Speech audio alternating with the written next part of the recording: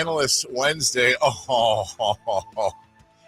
The one time I actually am having second thoughts about Kayte being on camera because I am Jelly McJellerson.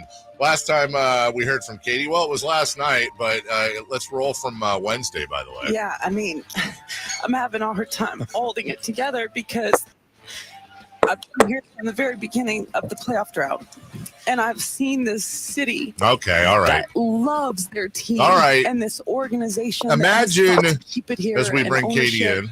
And they have gone through a lot. They've struggled. Imagine. And I haven't allowed myself up to this moment. No, you guys are going to run it through. Thank you.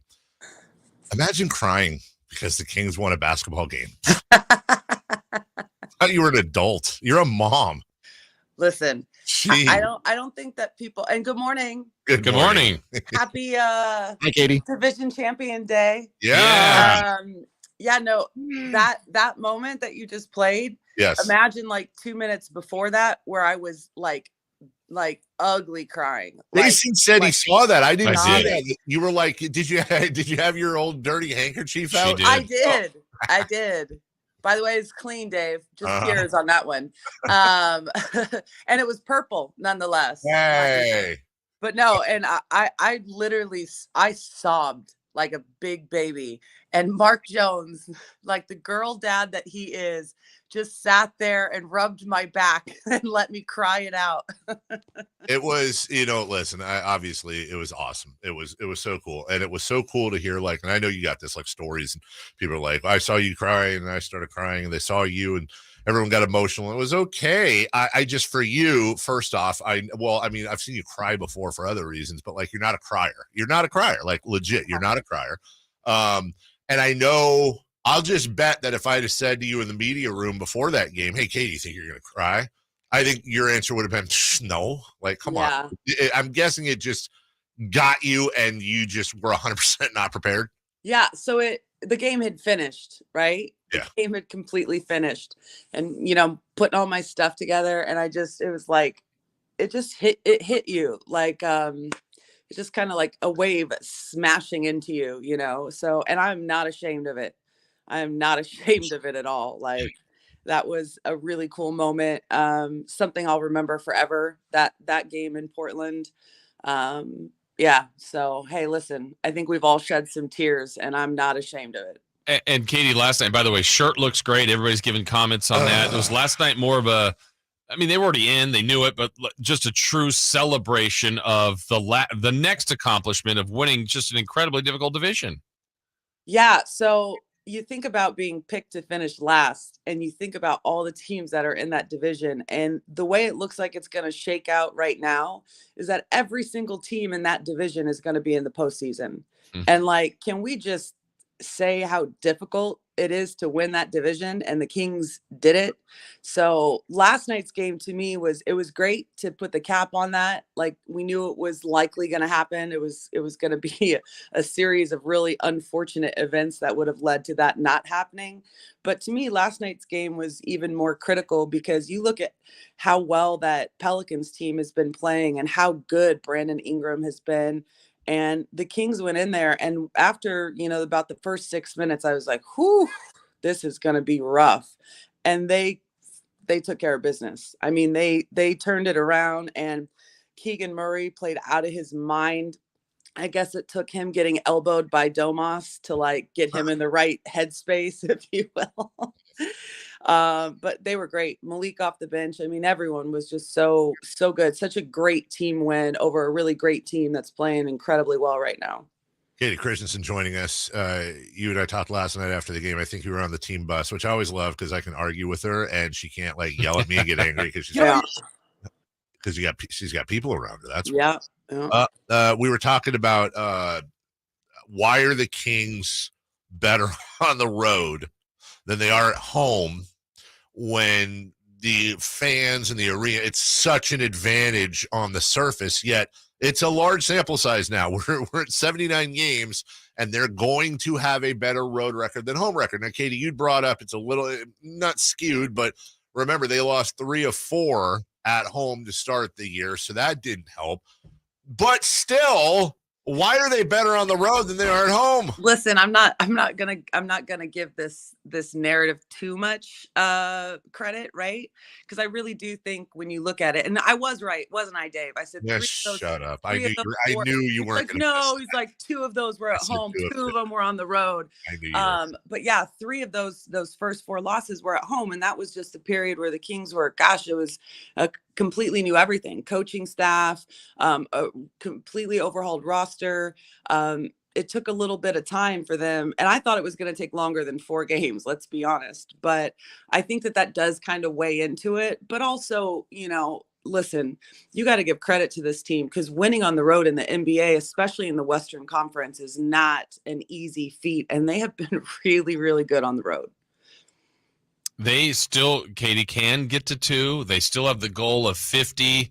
Are you anticipating, at least through tonight and then see what the rest happens, that they're going to keep playing everybody the minutes that we're kind of all used to? Yeah, so it's interesting. I was talking to the broadcast team for the Pelicans after the game, and they're like, so they're probably not going to play anyone the rest of the way, right? And I was like, I think everyone's going to play the rest of the way. And they're like, why? Why would they do that? And I'm like, listen, the team, the players set a goal to get to 50.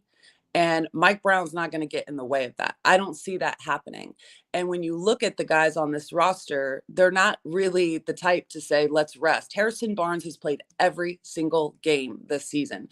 Domantas Sabonis, he has played through a broken thumb. He could have been out for extended time. And he's like, well, it's going to hurt, but as long as I'm going to be okay, I need to be here for this team. And so I think when you look at what this team has done for the staff and medical staff, or, whoever makes these decisions with rest at the end of a season, for them to say, no, listen, guys, we love what you've done. We know it was a goal, but we think it's more important. I don't think they would do that to this team. And I don't think the team would really want it. So we'll see how it plays out. But I would be really shocked if they took that opportunity away from them to win 50. Kayte Christensen with us. We'll get back to the team in a second, but I'm looking as hard as I can into the screen here. That's not a shirt, is it? That's a hoodie. No, I put my t-shirt over my hoodie. Oh, okay. It was 76 degrees at 2 a.m. when we got here. Yeah. It's like 55 degrees right now. So can you do me a favor? When you go to the game tonight and you see Miguel, can you ask him if he likes chocolate chip cookies, or if they're, just find out what his soft spots are, would you? Because I am incredibly, that is awesome looking, and I want it, and I think you should give me your shirt. It wouldn't fit me, it'd be fat guy in a little coat, but I'd figure it out. Where's the half shirt? Yeah, well, I'm sure there's going to be some more that are available to everybody. I hope so. I sure do, because we need more. I started out the show. We need more memorabilia, Kayte. We need more gear. We need hats. We need, we need. You're wearing the chain. I'm wearing the chain, but this was a gift. They don't even have them in the store. We need Pacific Division mugs. I want a Pacific Division outfit for my dog. How long do you let yourself be happy about this? We said it's important to be in the moment. It's important to acknowledge what an amazing accomplishment this is. It's important to look at the people that have won thousands and thousands of dollars gambling and feel good for them as well. But how long do you let yourself, if you're a player, enjoy this and then move on? Well, you get to enjoy it all the way to next season when you get to start the process again, right? Like, they have it now. No one can take it away from them. And no matter what, the narrative might be, talking heads, what they're saying about, the Kings, everyone wants to play them in the first round. Like, I don't care what anyone's saying. Like, erase that, put it to the side, and allow yourself to enjoy it, because this team really deserved this. I mean, this was a long, arduous season, and this is not, people might be laughing like, oh, they're celebrating division like, yes, they are. Yes, because it's worth celebrating. It should be celebrated. This team hasn't done it since the 02-03 season. Like, yeah, when it takes 2 decades for it to come again, you celebrate it and you allow yourself that moment. Do you have a preference, Kayte, as far as of now? It sure looks like it's Warriors or the Lakers or the Clippers. No chance. Outside chance of Pelicans or Timberwolves that might do the best for the Kings as far as when the postseason comes around? Yeah, Dave, first of all, I can't stand you. Yeah, I do have preferences, right? Um, the Kings have played the Clippers really well. They're a very ISO oriented team. I think it's a little bit better. It's harder to play teams that have a lot more action, a lot more motion in their offense. Because listen, that just challenges defenses. And our defense this season has been good at moments, but not consistently enough throughout 48 minutes to be like, oh, yeah, I don't care. But there are certain teams, like for whatever reason, the Kings do not match up well with the Timberwolves. They have given them trouble this season. They struggle with kind of really long, athletic teams. And so you look at kind of the way different teams play. And to me, I would feel really comfortable with a Clippers team that we've had great success with and has their own kind of issues when it comes to health and personnel and style. Like Ty Lue, I want to give him a big hug.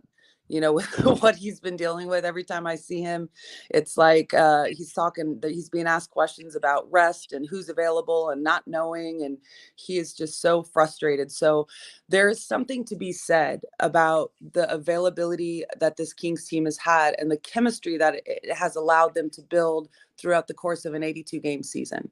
And you look at teams like the Clippers, they haven't had the opportunity to build that same type of chemistry. So, yeah, I mean, the Lakers are playing incredibly well. You obviously have LeBron. Like that's no matter who gets them, it's a brutal matchup. Every matchup in the Western Conference is going to be brutal, but there are some that, you would prefer to play more just because of their style of play.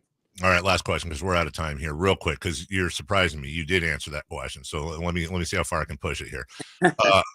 Of Mike Brown Coach of the Year, Monty Executive of the Year, De'Aaron Clutch Player of the Year, Domantas Sabonis All NBA.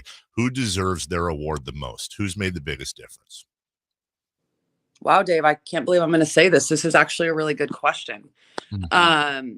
Yeah, who deserves it the most? I think everyone deserves it the most.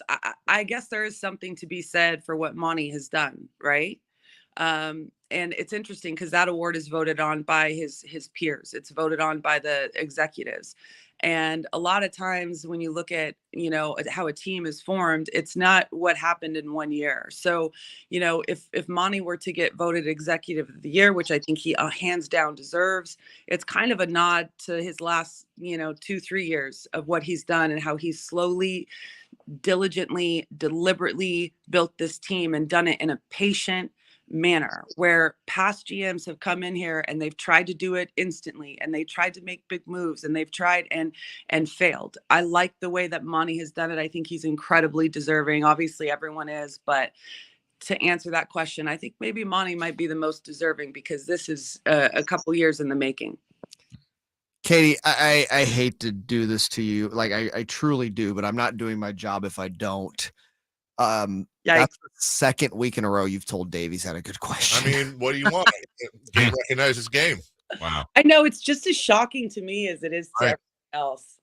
We appreciate you. We appreciate you coming on. We don't appreciate you not texting me when you got to the hotel last night like you were asked, but that's fine. Glad you're safe and secure. And that's fine. Thank you for coming on the chat. Really appreciates it. Jealous of the shirt, but well-deserved, and good job not crying in the interview. Oh gosh. All right. Bye. See you tonight. See you tomorrow. Have a good call. Bye. Bye. It's Kayte.